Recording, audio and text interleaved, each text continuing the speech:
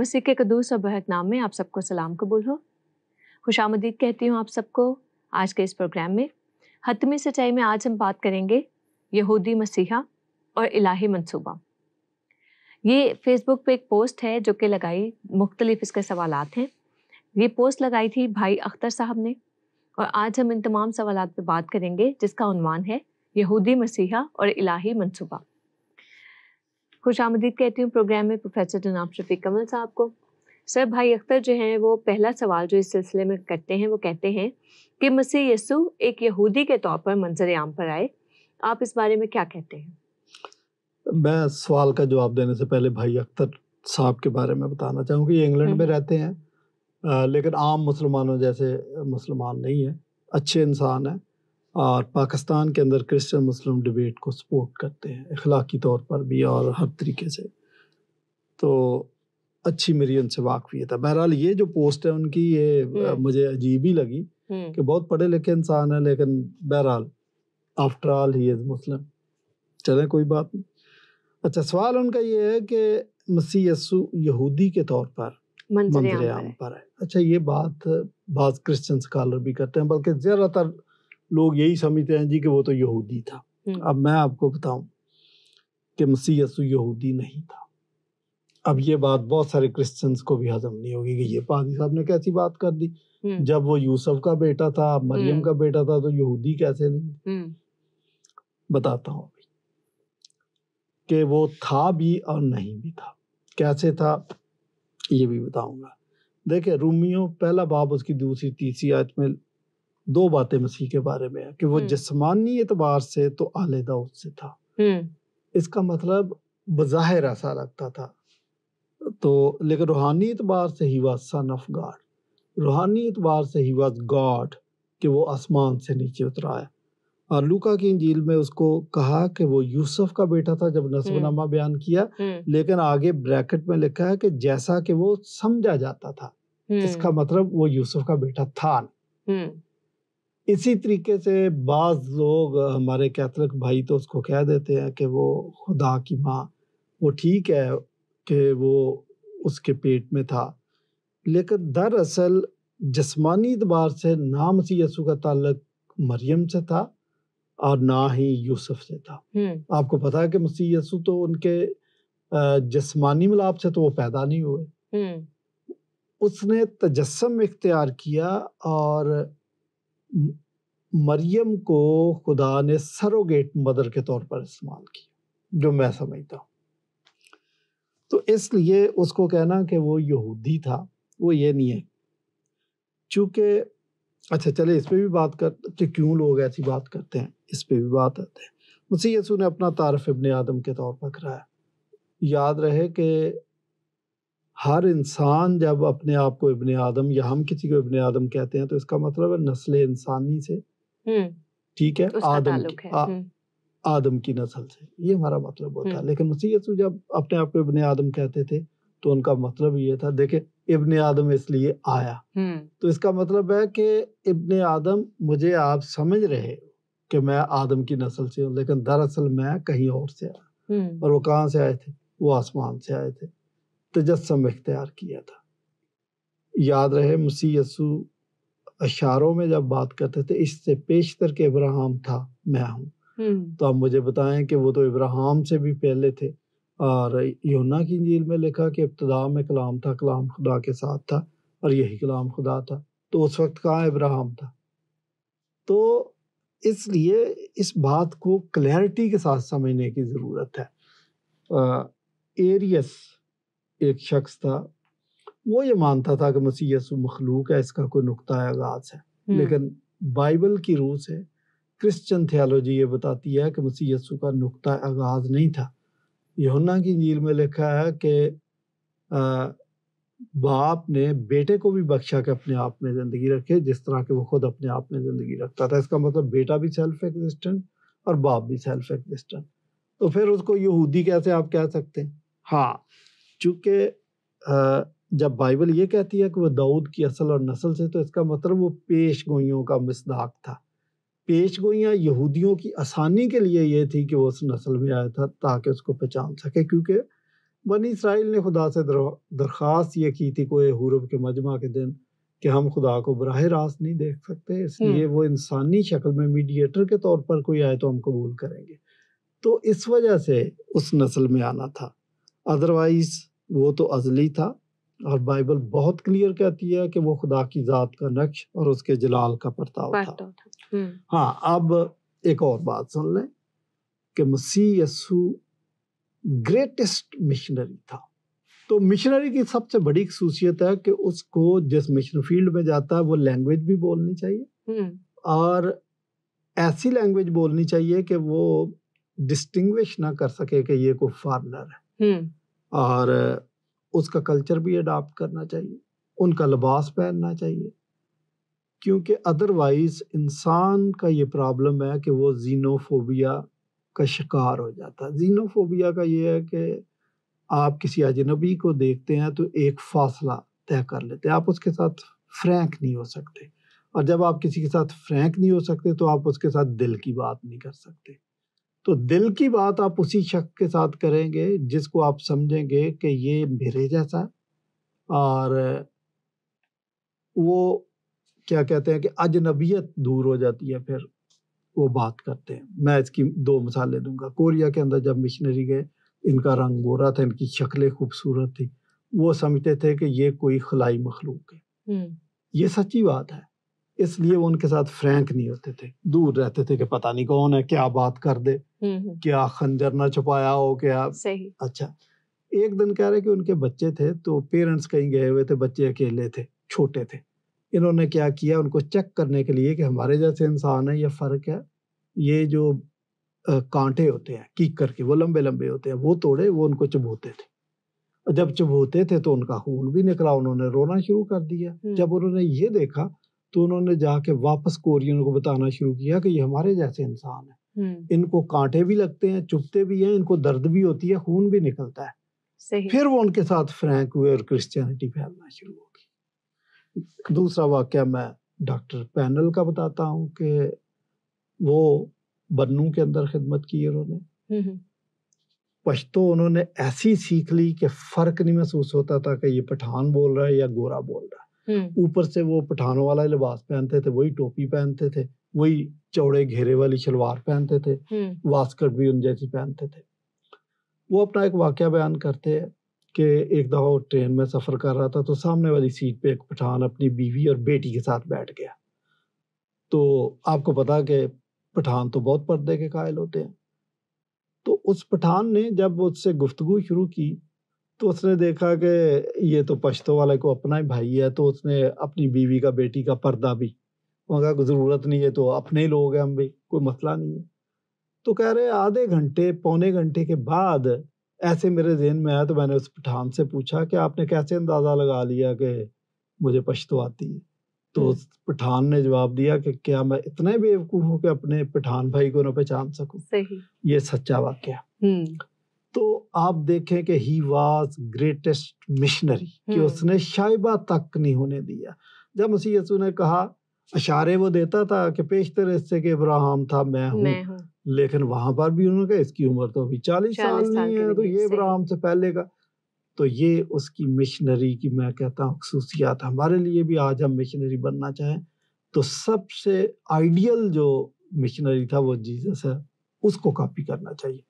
پھر کوشش کریں کہ ڈاکٹر پینل کو آپ کر لیں کاپی، لیکن میں کہوں گا کہ مسیح یسوع کی طرح کا مشنری بنے تو آپ بہتر انجیل کی منادی کر سکتے ہیں. تو یہ جو کہنا کہ جی وہ ایک یہودی تھا، یہ بس لوگ بائبل کو پورے طریقے سے سمجھتے نہیں ہیں. ہاں آپ کہہ سکتے ہیں جیسے بائبل میں لوکا کی انجیل میں لکھا کہ جیسا سمجھا جاتا تھا، تو یہ بات آپ بھی کہہ سکتے ہیں کہ سمجھا جاتا تھا، but actually he was from heaven.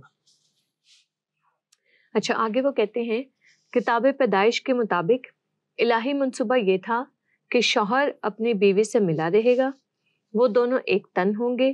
گویا شادی ایک بنیادی حکم ٹھہرا کہ پھلو اور بڑھو اور زمین کو معمور و محکوم کرو. کیسے ہی ہے؟ نہیں، ایسا بالکل نہیں ہے.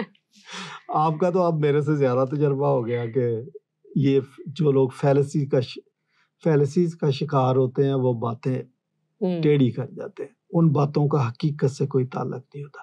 اب بندہ چونکہ فیلسیز کے اندر گم ہو جاتا ہے تو اس کو تو وہ چیزیں سچ نظر آتی ہیں۔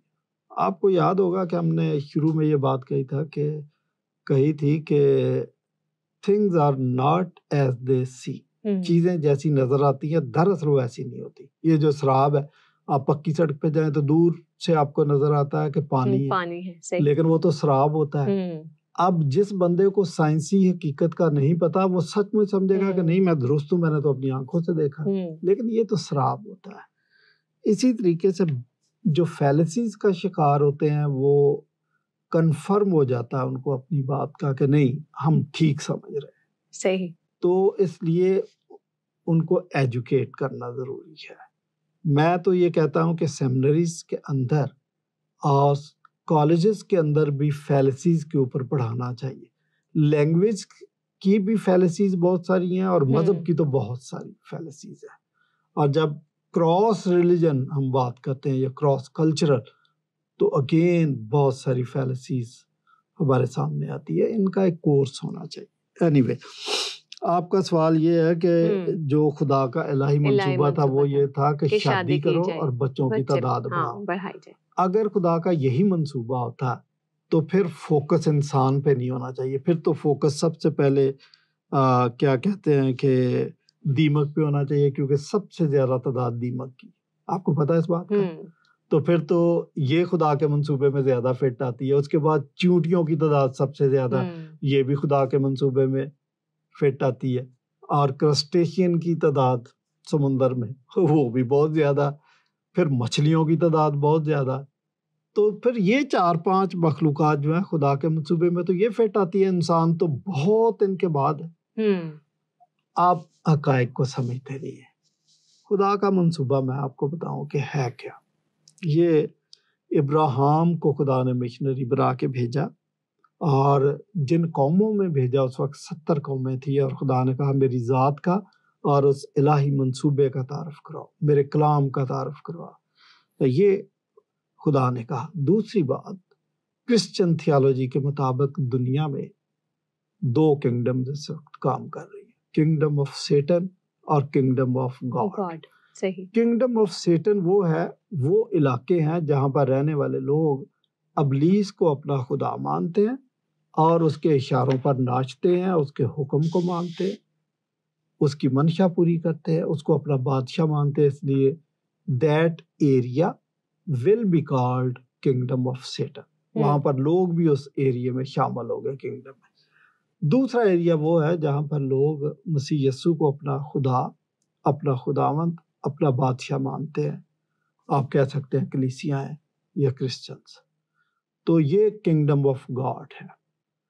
خدائی منصوبہ یہ ہے کہ اس نے کرسچنز کی، شاگردوں کی، رسولوں کی یہ ذمہ داری لگائی تھی کہ کنگڈم آف گاڈ کو بڑھاؤ، انجیل کو پریچ کرو، اور جیسے جیسے کنگڈم آف گاڈ یعنی مسیح کو ماننے والوں کی تعداد بڑھتی جاتی ہے، کنگڈم آف گاڈ وسیع ہوتی جاتی ہے، اور جب کنگڈم آف گاڈ وسیع ہوتی ہے تو کنگڈم آف سیٹن سکڑتی جاتی ہے۔ بہت سمپل تھیالوجی ہے۔ خدا کا منصوبہ یہ ہے، اس لیے جب مسیح یسوع نے ارشاد اعظم کے طور پر شاگردوں کو حکم دیا تو کہا کہ یہ دیکھو میں دنیا کے آخر تک تمہارے ساتھ ہوں۔ اس کا مطلب جب تک مسیح آ نہیں جاتا تو یہ کنگڈم آف گاڈ کو بڑھتے رہنا چاہیے، اور ایک وقت آئے گا کہ جب پوری دنیا کنگڈم آف گاڈ ہوگی، شاید اس کو 1000 سالہ بادشاہ آپ کہہ لیں کہ شیر اور بکری ایک گھاٹ پر پانی پیے گے، وہ باغ عدم والا سسٹم دوبارہ سے 0 میٹر پہ ہو جائے گا، وہی ماحول بن جائے گا۔ تو ہم کہتے ہیں کہ اس دنیا کو بھی امن کا گہوارہ بنانا، اس دنیا کو بھی جنت بنانا، یہ بھی ہماری ذمہ داری ہے۔ ہمیں اس جنت میں بھی جانا ہے جو خدا نے ہمارے لیے تیار کی۔ یہ ساری باتیں ہیں۔ زبور 2 میں خدا مسیح یسوع سے یہ کہتا ہے کہ تو مجھ سے مانگ تو میں قوموں کو تیری میراث میں کر دوں گا۔ صحیح۔ اسی بات کو مسیح یسوع نے اپنے شاگردوں سے، رسولوں سے کہا کہ فصل تو بہت ہے لیکن مزدور تھوڑے، بس فصل کے مالک کی منت کرو کہ وہ تمہارے لیے مزدور بھیجے اور مزدور بھیجے۔ تو آج بھی یہ حکم ہمارے لیے یہی ہے کہ ہمیں مزدوروں کی زیادہ ضرورت ہے اور ہم قوموں کو خدا کے لیے مانگے، وہاں انجیل پریچ کریں۔ ارشاد اعظم میں بھی یہی بات کہی گئی تھی کہ آپ انجیل کو پریچ کرو، اور 4.5 کروڑ مسیحی آج تک کنگڈم آف گاڈ کو وسیع کرنے کے لیے اور انجیل کی منادی کرنے کے لیے، خدا کے منصوبے کو امپلیمنٹ کرنے کے لیے اپنی جانوں کا نذرانہ دے چکے ہیں، پیش کر چکے ہیں۔ میں یہ بھی بتاؤں کہ جب تک آپ خدا کے منصوبے کو امپلیمنٹ نہیں کرتے، اس کے لیے کام نہیں کرتے، مسیح یسوع کا دوبارہ آنا ممکن نہیں ہے۔ تو یہ خدا کا منصوبہ تو یہ ہے، آپ پتہ نہیں کس کو خدا کا منصوبہ سمجھ رہے ہیں۔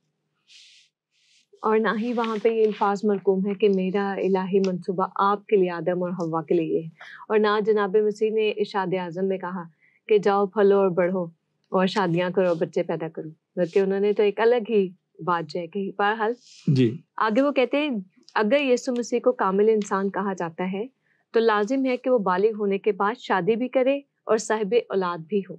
دیکھیں اسلام کا جو کرائٹیریا ہے نا انسان کی کاملیت کے لیے، وہ شادی شادی شادی شادی، طلاق طلاق طلاق، ان کے منصوبے کے اندر زیادہ جو ہے نا وہ یہی ہے۔ تو اب میں کیا ان کو مشورہ دے سکتا ہوں؟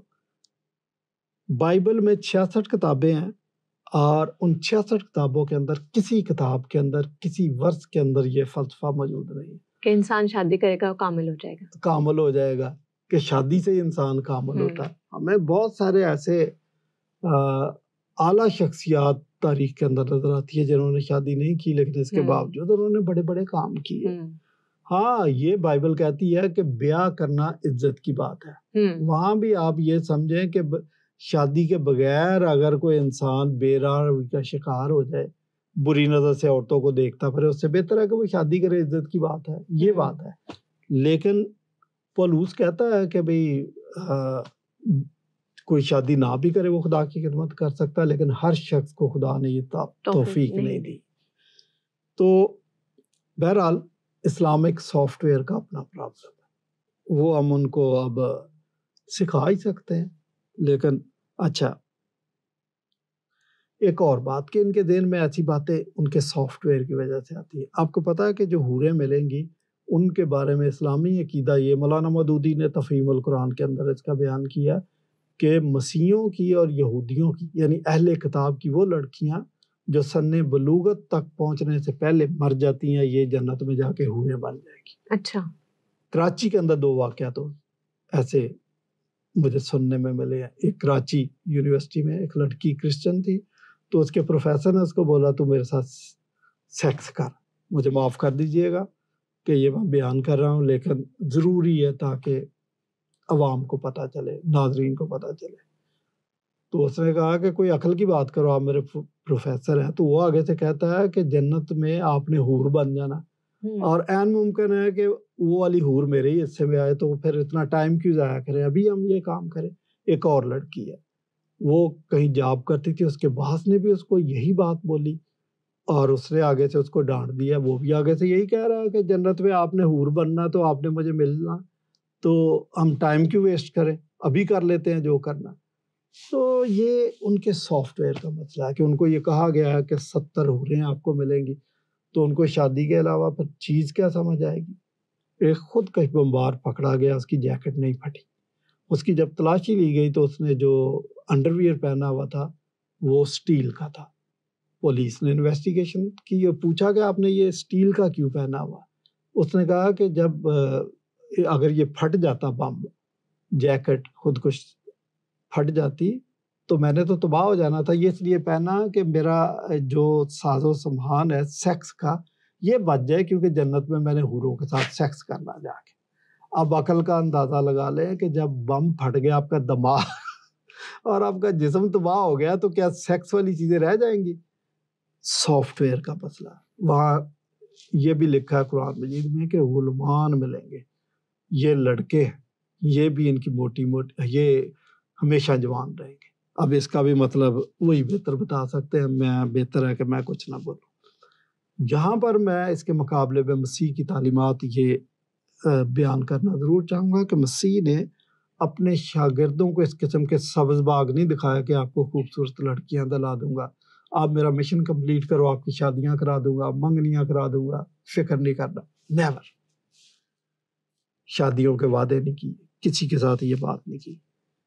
اس کے برعکس جو مسیح یسوع نے ان کو حکم دیا وہ یہ کہا کہ اگر تم نے کسی کو بری نظر سے دیکھا تو گویا اس کے ساتھ زنا کر لیا. تو مسیح یسوع کی تو تعلیم ہی بڑی سخت تھی، ان چیزوں کے خلاف تھی. اچھا، پھر مسیح یسوع نے عورتیں بھی یہ نہیں ہیں کہ ان کے حلقہ احباب میں عورتیں نہیں تھیں، لیکن ان کو نہیں کہا کہ آپ برقع پہن کے رکھا کرو، بلکہ مردوں کو کہا کہ آپ اپنی آنکھوں کا علاج کرو. صحیح ڈائگنوز کیا کہ جو نقص ہے وہ مرد کی آنکھ میں ہے، پہلے اس کو سمجھایا جائے. بہرحال تو یہ جو اس قسم کی باتیں کرتے ہیں شادی والی کہ مسیح یسوع کی شادی، یہ ڈاونشی کوڈ ایک پکچر بنی، ایک ناول تھا، آپ کو پتا ہے. تو یہ مسیحیت کی جڑیں کھوکھلی کرنے کے لیے اس قسم کے ہتھ کنڈے استعمال کیے جاتے ہیں. لیکن میرا ایمان ہے کہ مسیحیت پر جتنے بھی اعتراضات کیے گئے ہیں یہ مسیحیت کا کچھ بگاڑ نہیں سکے، اور مسیحیت زیادہ نکھر کے سامنے آتی ہے، بائبل زیادہ نکھر کے سامنے آتی ہے. مسیح یسوع کی شخصیت پہ جتنے بھی اعتراضات ہوئے ہیں وہ اس کا کچھ نہیں بگاڑ سکے. وہ اپنی جگہ قائم و دائم ہے، اور مسیح یسوع تا قیامت ان کی جو تعلیمات ہے وہ پوری آب و تاب کے ساتھ چمکتی رہے. اچھا، آگے جو ہے وہ کہتے ہیں، بڑا ہی انٹرسٹنگ سا سوال ہے ان کا. وہ کہتے ہیں کانہ گلیل کی شادی میں دلہے کا نام نہیں بتایا گیا، مگر مریم میزبان تھی اور میں یا شراب مہیا کرنا دولہا کی ذمہ داری تھی. لا محالہ یہ یسوع کی شادی تھی. کیا ایسا ہی ہے؟ نہیں، یہ بھی ان کی فیلسی ہے کہ یسوع کی شادی تھی تو یسوع، پھر دلہا کو تو ایک جگہ بیٹھنا چاہیے. دلہا تو اپنی شکل بھی نہیں دکھاتا، اس نے سیرا لگایا ہوتا ہے، وہ تو بات بھی نہیں کرتا، بلکہ آپ نے دیکھا کہ پہلے تو رومال رکھتا تھا دلہا. تو یہ فضول بات انہوں نے کر دی ہے، یہ بات نہیں ہے. دراصل اگین مسیح یسوع کی ذات پر کیچڑ اچھالنے کی کوشش کی گئی ہے، کیونکہ مسیح کی شخصیت ایک آئیڈیل شخصیت ہے، بے مثال شخصیت ہے. اس کے لیے مونوگینس کا لفظ استعمال ہوا، بے مثال، کہ اس جیسی شخصیت نہیں ہے. تو اب یہی رہ جاتا ہے کہ کسی طریقے سے مسیح یسوع کی شخصیت کو داغدار کر دیا جائے، تو ایسا کر نہیں سکتے. اچھا، یہ آپ نے کیسے اندازہ لگا لیا. اچھا، پھر یہ جو انہوں نے شرائط لگائی ہے یہ پاکستانی کلچر والی باتیں، اس کو رومی کلچر اور یہودی کلچر پہ منطبق کر دیا انہوں نے، کہ چونکہ یہاں پاکستان کے اندر شادیاں ہوتی ہیں تو دلہا یہ ساری چیزیں پرووائڈ کرتا، تو انہوں نے کہا جی اچھا ادھر بھی یہی لگا لیں. اور مسیح یسوع میزبان تھی. یہ آپ نے اندازہ کیسے لگا لیا کہ مسیح یسوع کی والدہ ماجدہ میزبان تھی؟ نیور. مسیح یسوع کی والدہ نے تو یہ کہا کہ ان کی میں ختم ہو گئی ہے، لہٰذا آپ کچھ کرو. وہ جانتی تھی کہ میرا بیٹا معجزات کرتا ہے، تو اس لیے کہہ دیا. تو ان کو کہا کہ مٹکے بھرو. دلہے کے پاس اتنا کدھر سے ٹائم ہوتا ہے. اور بائبل نے، نیو ٹیسٹامنٹ نے کسی حقیقت کو چھپایا نہیں ہے. میں ایک واقعہ بیان کرتا ہوں. ایک عورت ہے، وہ عطر لے کے آتی ہے، وہ قیمتی عطر ہے، وہ مسیح یسوع کی اس کے جسم پر لگا دیتی ہے، اس کے بالوں پر، پاؤں پر لگا دیتی ہے. یہ ایک ایسا واقعہ تھا کہ اس عورت کا کریکٹر ٹھیک نہیں تھا، تو وہاں کے لوگوں نے کہا کہ لگتا ہے کہ یہ نبی نہیں ہے. انہوں نے پتا نہیں ہے کہ یہ عورت کون ہے جسے چھوتی ہے. اگر نبی ہوتا تو اس کو پتا ہوتا کہ اس کا کریکٹر کیا. اب اگر مسیح یسوع کے ذہن میں کوئی ایسی خلش ہوتی یا ان کے کریکٹر میں کوئی جھول ہوتی تو وہ یہ انجیل نویسوں کو ضرور انسٹرکشن دیتے کہ بھائی یہ عورت والا واقعہ آپ نے نہیں لکھنا، بلکہ اس کے برعکس یسوع مسیح نے کہہ دیا. انہوں نے کہا جہاں کہیں بھی انجیل کی منادی ہوگی اس واقعے کا ذکر ضرور کیا جائے گا. تو آپ کا تو سارا مفروضہ جو ہے وہ ریت کی طرح پانی میں بہہ گیا. پھر آپ غلط بات کر رہے ہیں. دراصل اسلام میں قرآن مجید تو بہت جلدی لکھ دیا گیا تھا، لیکن حدیثیں پونے 200 سال کے بعد لکھی. صحیح. اب پونے 200 سال کے بعد آپ مجھے بتائیں کہ سچائی کیسے ٹریول کر سکتی ہے. حالانکہ مسلمان پورا زور لگاتے ہیں کہ وہ مجھے فلاں نے بتایا، ایک سند پوری چین بیان کرتے ہیں. 250 سال تک وہ چین چلتی ہے. اتنی دیر میں تو ویسے ہی آپ جس شخصیت کو آئیڈیلائز کرتے ہیں وہ آپ کے لیے لیجنڈ بن جاتا ہے, اور آپ اس کی شخصیت کو, اس کی تعریفوں کو بیان کرنے میں زمین آسمان کے کلابے ملا دیتے ہیں, اور یہی انہوں نے کیا. اچھا, اب بھائی اختر صاحب کی یہ کاریگری ہے کہ انہوں نے کہا کہ آج 2000 سال گزر گئے, ہم ایک نئی انجیل لکھ دیتے ہیں. تو یہ جو وہ کام کر رہے ہیں, یہ ایک نئی انجیل لکھ رہے ہیں, جو ان کے ذہن میں جو بھی باتیں ہیں, فضول باتیں, یہ سوچ رہے ہیں کہ اس نئی انجیل میں میں یہ باتیں ڈال دیتا ہوں. وہ انہوں نے پوسٹ لکھ دی. یہ اس قسم کے کام پہلے بھی کرتے رہے. انجیل برناباس کا سنا ہوگا, وہ ایک جعلی ہے.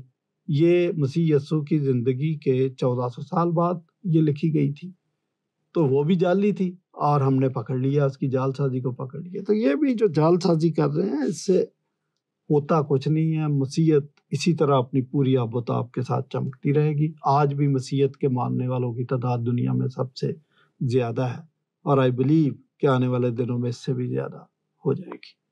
بہت شکریہ پروفیسر جناب شفیق کمل صاحب. آج ہم نے بات کی تھی بھائی اختر صاحب کی پوسٹ, جس کا ٹاپک ہم نے رکھا تھا یہودی مسیحا اور الہی منصوبہ. اس تمام گفتگو کے بعد جو حتمی سچائی میں جان پائی وہ یہ کہ خدا تعالیٰ کا الہی منصوبہ کیا ہے. کیا خدا تعالیٰ کا الہی منصوبہ صرف یہ ہے کہ انسان شادی کرے اور صاحب اولاد ہو اور بہت سے بچے پیدا کرے؟ نہیں. اگر ایسا ہی ہوتا تو پھر جانور تو ہم انسانوں سے کئی گنا بہتر ہیں. پھر میرا خیال ہے انہیں اشرف المخلوقات ہونے کا شرف حاصل ہونا چاہیے تھا, خاص طور پہ دیمک اور اس جیسے اور بہت سارے جو جاندار ہیں ان کو, کیونکہ وہ تو سب سے زیادہ بچے پیدا کرتے ہیں. ایسا ہرگز نہیں. خدا تعالیٰ نے جو کہا پھلو اور بڑھو, وہ الہی منصوبہ نہیں بلکہ خدا کی برکت تھی جو انسانوں کو عطا کی گئی, اور اسی برکت کے تحت ہم بہت سی اور برکات کو دیکھتے ہیں. لیکن جو خدا تعالیٰ کا الہی منصوبہ ہے وہ ایک ہی ہے کہ انسان جو گناہ کی وجہ سے خدا سے دور ہوا, خدا کا الہی منصوبہ یہ ہے کہ جناب مسیح کی الہی قربانی کے وسیلہ سے ہم پھر سے خدا کے ساتھ ایک ہو جائیں. ہم پھر سے خدا کی اس جنت میں جو اس نے ہم سب کے لیے بنائی ہمیشہ کی زندگی کے وارث بن جائیں.